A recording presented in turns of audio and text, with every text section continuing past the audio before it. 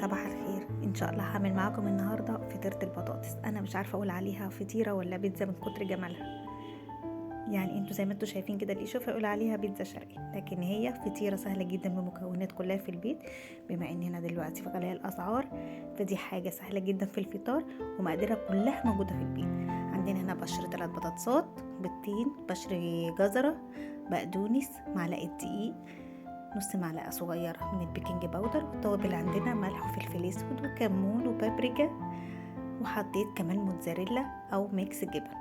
هنجيب طاسة على النار ونحط عليها شوية زيت ونبتدي نقليها، بس اهم حاجة تكون الطاسة غير قابلة للزق، يعني ما تلزقش معاكي. زي ما انتوا شايفين اخدت بس وش من تحت، قلبتها على الوش التاني وطلعت فطيرة.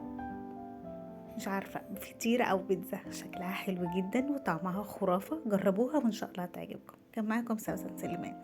باي باي.